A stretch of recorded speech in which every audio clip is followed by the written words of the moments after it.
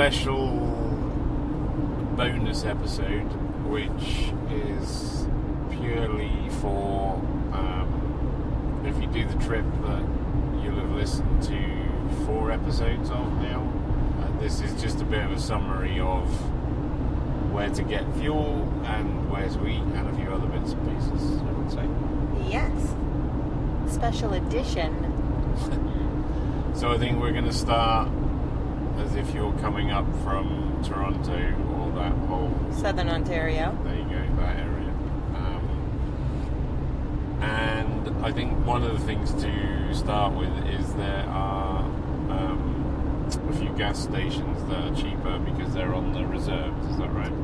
That is correct. And another reason I'll mention why we're mentioning it is because there's a bit of a section where there are not so many gas stations, or they can be few and far between, or if it was like late at night, they could be closed. We have, there was one trip coming up where I think we literally rolled in neutral into one gas station on fumes. So, we just thought we'd mention kind of our routine for fueling up, which I think is pretty good.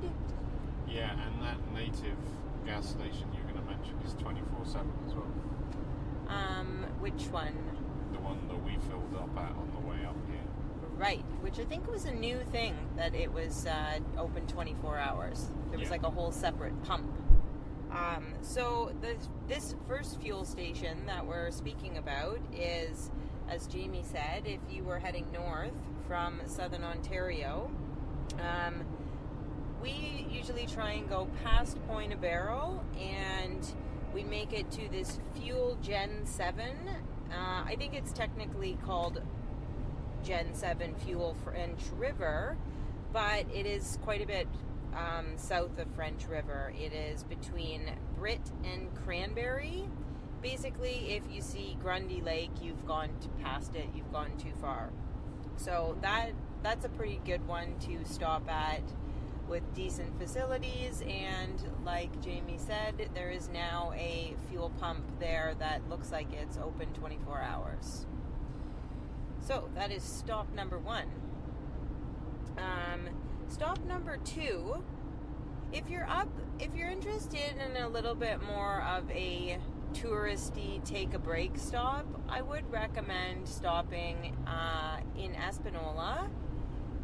There, you'll come to a traffic light there. It's pretty easy to turn off, and there's, I think, a Tim Hortons and all of those fast food joints. But there's also a nice trading post, and it's got a pretty good sized gift shop with a lot of stuff in it. So if you feel like a little browse or shopping, there's quite a bit to look at in there, as well as ice cream. And just on a side note, if you're visiting from another country, and say you were visiting from England and you've never been to Ontario before, and you happen to find yourself on a mission to Sault St Marie to ride the trails in Hiawatha, some of the countryside is a much bigger version of places like the Lake District in England. And one of the things that is quite fascinating from the car is all the little kind of towns you go through, and old abandoned cars and boats and trailers. I guess it's like England was 30 or 40 years ago. It's not something you tend to see these days, so it's quite a little magical mystery tour the first time you do it. So definitely. Sorry, a little side note. No, that was excellent. Thank you for sharing that. Shall I carry on with You can, yeah. We generally, not often do we stop in Espanola. We usually push all the way to Massey, because as we have mentioned before, we love the convenience store there for a solid cone. A nice big cone for a nice small price. Pretty decent selection. And however, we will mention no washroom facilities there at the convenience store. However, if you pop on over to next door, the coffee shop right beside the convenience store, you may get coffee, and there are facilities and some lovely ladies that work there. However, I think we should mention that their hours of operation can be also few and far between. Variable out of season, I think. Yes. So you might want to just double check if they're open or not. And I can't remember the name off the top of my head, but we have mentioned it in previous episodes. I might put a link in the description. It's a little bakery as well, isn't it? Yeah. I think it's a mother and daughter who own it, and they're very lovely people.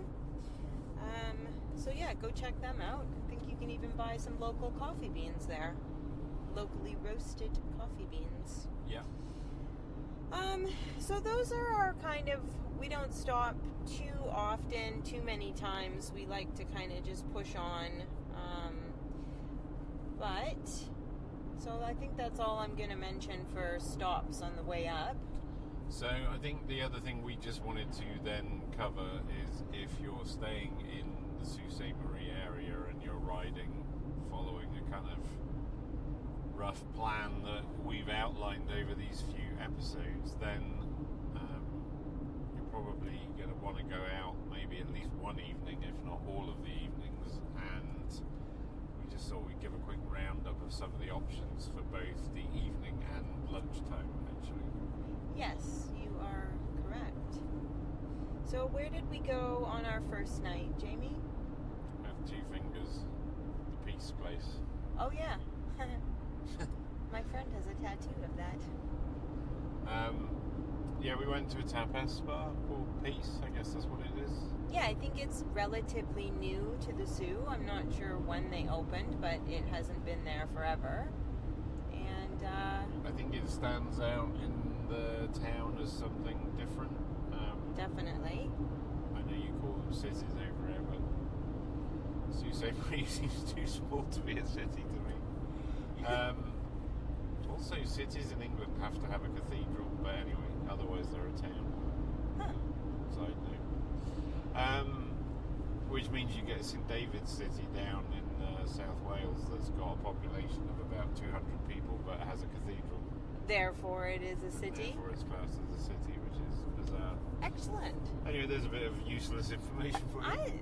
I like this useless information. So, yeah, I think Sault Ste Marie has a number of places where you can get food that are fine, but this Peace place, if you were there and you kind of wanted something a bit more fancy or was celebrating a special occasion, could be a good place to go. It's I guess it's Toronto prices and excellent service, in my opinion. Yeah. And on reflection, after being in a few places up there, I think it's a pretty good experience, to be honest. Yeah, it's a fairly nice atmosphere. It's definitely, lively and kind of hip and happening. The only thing I would say is if you've been riding all day and you're hungry, then it is tapas, which you may need to order a few more dishes than you expect. Yes. Not the type of place I would go dead starving after a monster truck ride. No. Yeah, definitely a little bit fancier and treat-like. Yeah, I would agree. So that's that place. I will just hold on and say one more thing about Peace, and that is if you're trying to have carry a conversation amongst a few people, the ceilings are quite high. Like I said, it's a lovely space, but a little bit difficult to kind of hear with the acoustics in that room. Like you're shouting a little bit. Yeah, that's true. And the music, I don't know, the music seemed a bit loud. I don't even think it was too loud. I think it's just generally the the shape of the room or the space, that kind of things bounce and echo around. So just if that's important to anyone, or if you're after a little bit of a quieter experience, no, it's a little bit more bustling and just lively. Yeah, I would agree. So I think that's it from me on that one, I think. Yeah. And then we went to an Italian restaurant another night Called Arturo's, which has been in the Sioux for quite a long time now, and I think has been passed on to the sons now run it, whereas the father opened it. And yeah, it's been a staple of the Sioux for quite some time. I think if you need to carb load, it's probably a good place to go. Good sized portions. It was a good atmosphere. You could hear yourself speak. Nothing to criticise that place really. I think it's a good kind of down to earth Italian. Two different atmospheres, I would say. This one was definitely a little bit quieter and, I don't know, sort of more, I don't want to say intimate, but just kind of quieter. Yeah, I would agree. I think, just as a side note, both of them you probably should pre-book, to be honest. Oh, good point in mentioning that. Especially if it's a weekend. Yes, you might want to make a reservation ahead of time, because we did hear people that were struggling to get in. Yeah. We tend to go on the earlier side. I think that helps, just as a side note. Right. And then we also went to a kind of more of a traditional kind of pizza place, I guess. I was just going to actually go back to sorry. Arturo's for a second. Sorry. To just explain that Arturo's is a very classic Italian restaurant.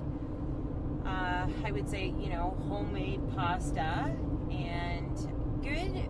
Both of those two restaurants, we do not eat meat, but we do eat seafood, and both had sufficient options. Actually, both were quite plentiful for seafood options. Yeah. And I did just want to mention that. Yeah. So then we went to, the Sioux is very well known for its Italian food, so of course we landed at another Italian restaurant on the third night called Gino's Fired Up. And this was, we went out for wood-fired pizza, and they've got pasta, etc. as well. And I would say the wood-fired pizza was pretty darn good. Yeah, I think some good vegetarian options for one thing. But the pizza was excellent, actually. I have no complaints. And again, they maybe rushed us a bit in there for some reason, but I don't know if that's because we were with your brother-in-law, Principal Skinner, and the lady knew what was going on. But anyway, it was a good environment, peaceful, good service, I think, generally. Excellent food. Yeah, actually, no complaints from me. The volume of everything in there was at a good level for holding a conversation as well. I did like the salad, the way they presented that. I thought that was cool. Yeah, we did have actually probably the best salad that we had of all the nights was at Gino's, I would say. Yeah, I would agree. And it was dressing on the side, so it wasn't drenched in everything. And just Yeah, we appreciate that. Very nicely presented. It was. It was quite. And I think they also boast quite a large patio at that place. The only downfall of the patio, I would say, is because that one is located on the highway. It's a great patio, but unfortunately, you do get the noise from the highway. But otherwise, yeah, a pretty good experience at Gino's Fired Up. Yeah. I think that's definitely a better place to go if there's a big group of you, to be honest. And another good one too, if you are very hungry after a monster ride.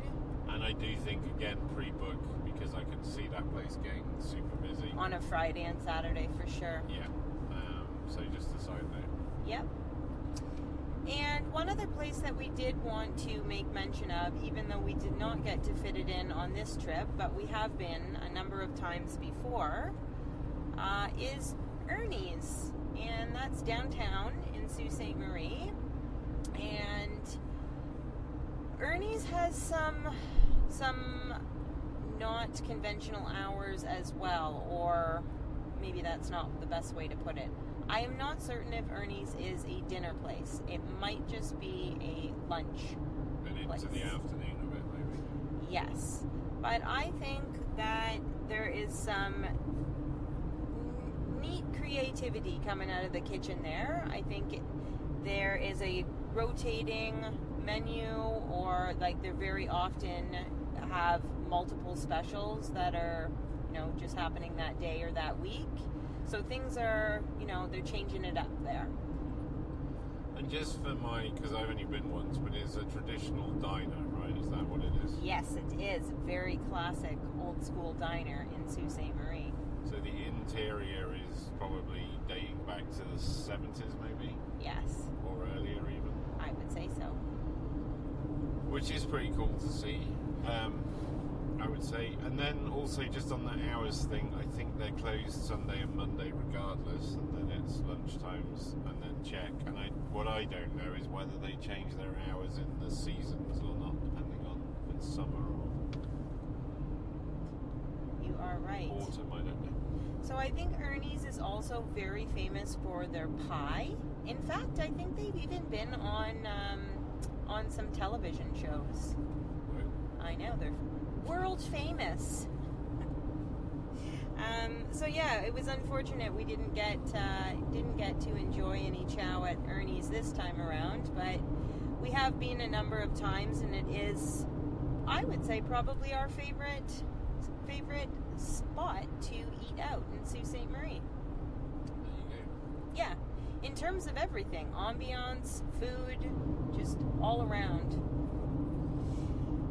Okay, so other places that we'd like to mention, we'd like to move on to ice cream now. So again, we must warn you of seasonality. Is that a word? Seasonality? Yeah, I think so. Seasonalness. No, seasonality is Seasonality. correct. Okay. Because we just made it in on the very last day before closing for the entire duration of winter at the local Lock City Dairy Holy Cow Ice Cream Parlor, which is one of our favorite spots to go for a cone. It's, I would say, very reasonably priced and very generously scooped. Yeah, I would agree, as long as you don't get one of the student boys that I got last time we were up. But yeah, generally it's pretty good. Huge selection of flavors. I do mean huge. I don't know, upwards of 30. All made there as well. And, it's got just it is quite a nice experience. It's got a nice checkered floor in the parlor there, and just some bright, cheery colors. And as far as, places to sit, you cannot sit inside. So at this time of year, when it's getting a bit cooler out, we definitely favored going for an afternoon cone as opposed to an evening cone. Because yes, you must sit outside, but there's some nice spots to sit outside. There's some chairs on the sort of front veranda, some picnic tables out on the lawn. I think there's even a gazebo on one side of the parking lot. So do bring a sweater or blanket or scarf if it is in the cooler months of the year. And I think they did tell us that they'd be reopening at the end of May? Yeah, mid-May. Mid-May? Depending on the weather, into, mid-May to September, So, that's one of our favorites, and very close to the urban trails at the bottom of Finn Hill. So that a ride there and a cone afterwards is a good move. Not far from Hiawatha either. And not far from Hiawatha. Another one of our favorite ice cream places is the Gelato Mill. So for me, I'd say this is a better experience, personally. I like that area because it's quite old and historic.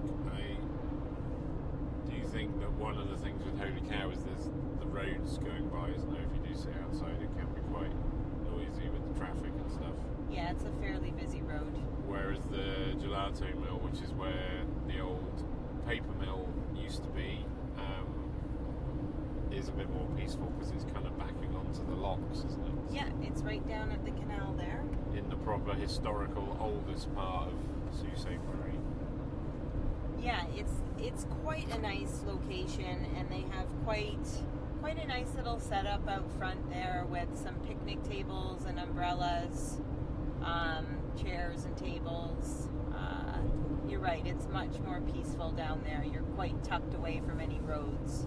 But if you find yourself there and you wander through the building a little bit, there's some old photographs of the paper mill in its heyday, sort of back in the, well, I was going to say 50s, but it's earlier than that, some of the pictures. But it's a cool spot. They've done well. I guess it was an old goods yard, and they used to store wood there and then create paper from the wood, and I think they've done a good job of restoring it. It's now quite a cool little place. There's some interesting shops. There's the train that goes off to see the colours. Yep, there's the Agua Canyon train that departs from another building in that area.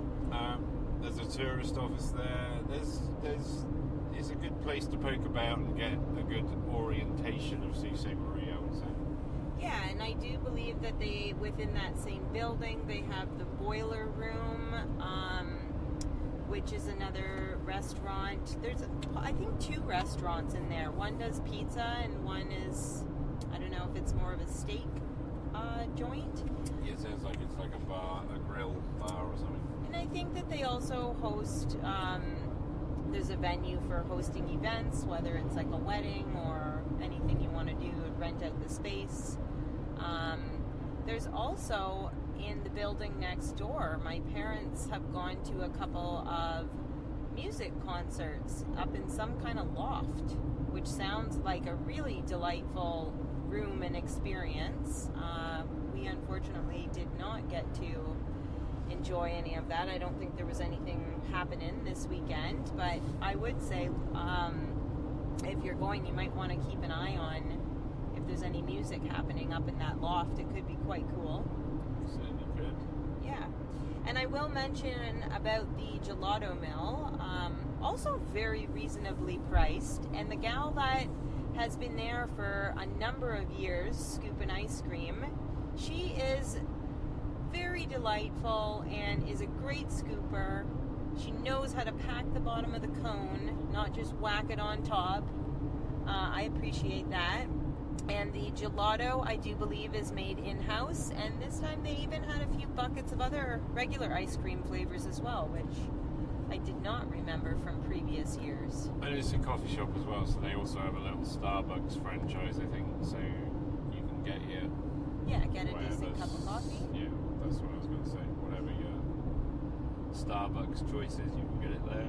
I will also recommend, too, as you are down there at the canal, that is one of my favorite places to go for a walk and explore, is if you cross over the bridge at the locks, you are then on Whitefish Island, and really nice and peaceful out there. We always go to feed the chickadees. So, not to be missed. I thought we could also just touch on the classic Water Tower Inn of Sault Ste Marie. This is a hotel and spa, is it? Yeah, or pool facility. I don't know what the proper name for it is. So I think in years past, you could go, it's called Club Cabana, the pools and sauna area there. In years past, I do believe you could have gone to just go to Club Cabana. So we wanted to do that this time around, and unfortunately we learned that they no longer do a day pass. You must be either have a membership or be a hotel guest in order to access Club Cabana, which was a bit of a drag because they do have a nice little circuit there with an outdoor hot tub and a couple of indoor pools and a sauna, I believe. They just want to keep the riff-raff out. I guess so, us in particular. But if that is somewhere that, if you're looking for accommodation and you want all of that, hot tub experience, and that's, I think, one of your only choices. Yeah, it's a bit of a shame. I don't think there's much. There's not anything else either by the look of it. So, yeah, I guess if you're not staying at that hotel, then you're making your own arrangements. Although I didn't do a lot of research because your parents live there, but I wonder if any of the Airbnbs have hot tubs or whatever. Oh, I'm sure that you they could. Probably do, being a big ski area. Yeah, I'm sure that you could find an Airbnb with a hot tub. But yeah, that was a bit of a shame. But, they're doing what they're doing, I guess, the old water tower. yeah, well, we were looking forward to that after 4 days riding on the Hop. That would have been a nice treat before getting back into the car for a long haul drive again. But I'll be doing my own spa when I get in. You will. Complete with ginger cat. Correct. So anyway, that was just a quick, well, probably not that quick now, but that was just a bonus episode just to give you a bit of an outline plan. I'll put some links in the description. I don't know if you have anything else you wish to add. Just our last fuel up before departing Sault Ste Marie, heading east out of town, is we always like to fuel up at the Gen 7 in Rankin. If you just cross over the train tracks and run parallel to the highway traveling east, you will find a couple of gas stations there and save yourself a few bucks before heading out on the old 17 East, if that is the direction you are going. I'm thinking of starting a campaign. I'm probably the only person who would be on it, but when you drive from Sault Ste Marie to Toronto or the other way around, it doesn't matter, you see a railway line that crisscrosses all the way, which your mum remembers this, but way back there was a railway line that ran from Sault Ste Marie to Toronto, and probably further north as well. And I think they should bring back passenger trains, because it would be so easy to get on the train in Toronto with your mountain bike like we do in England, and travel to Sault Ste Marie, ride to your parents, and then Not to mention it would be gorgeous too. It would be, but it would be stunning. How easy would that be, It would be really delightful. And I did also want to mention something, that if you are flying to the Sault to do this trip and you're missing out the Sudbury part, just be careful, because Air Canada are pretty good with bikes and not really much fuss generally. Sometimes you have to pre-book, but they seem to be pretty good. You really have to double check with Porter, because I've heard of a couple of people who have tried to fly with bikes with Porter where they've been told it's fine, and then they've turned up at the airport and they're like, no, can't fit it in on this flight, and then bikes turn up 3 days later, and if you're just doing a weekend, you could be coming back before you get there. So, and I don't think there's any bike hire in the Sault of any kind of decent rigs for riding places like Hiawatha. So Alrighty. that's it. Well, until next time. Get lost.